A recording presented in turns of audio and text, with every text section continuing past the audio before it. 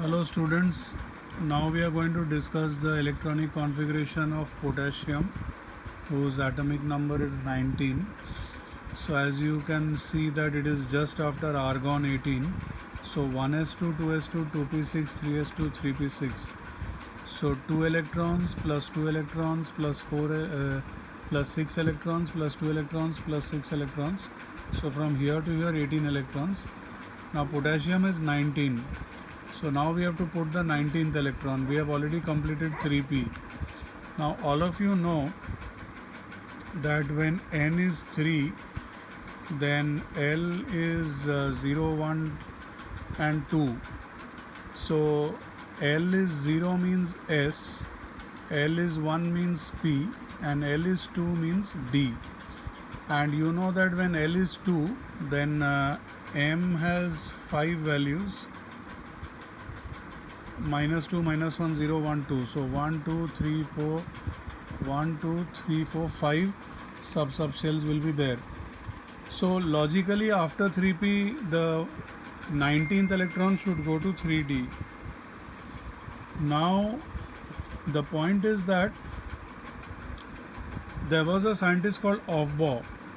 Now he gave two rules. He said that the electrons will enter orbital in the order of increasing energy. That means the electrons will first try to go to an orbital whose energy is less. So the rule number 1 is, if a orbital has a lower n plus L value, it has lower energy. What is the meaning of that? Let us compare. After 3d, next orbital will be 4s. So let us compare 3d and 4s. 4s n plus L is 4 plus 0 and 3d n plus L is 3 plus 2. Now 4 plus 0 is obviously less than 3 plus 2. So according to Aufbau's principle number 1, 4s energy is less than 3d. So that is why the 19th electron of potassium will go to 4s and not to 3d. Now Aufbau's principle rule number 2 says that if n plus L values are the same, then lower n has lower energy. Now let us see what is the meaning of this.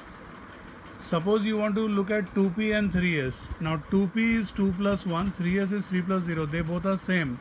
But according to Aufbau's principle rule number 2, because 2p is shell number 2 and 3s is shell number 3, so energy of 2p will be less than energy of 3s. That is why 2p is filled up before 3s. So this is called Aufbau's principle.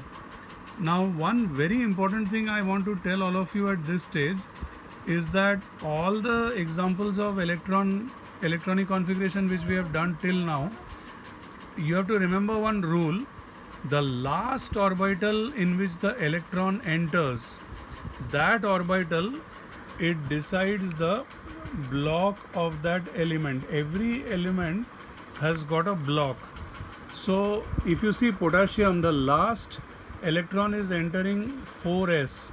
So that means it is entering s orbital. So potassium is called s block. I'll just give you another example. All of you have done argon 18 and you know that argon 18 ends with 3p6. So the last electron of argon enters p. So that means argon, it will be p block. So every element has got a block, and the orbital in which the last electron enters, that decides the block. So potassium is s block and argon is p block.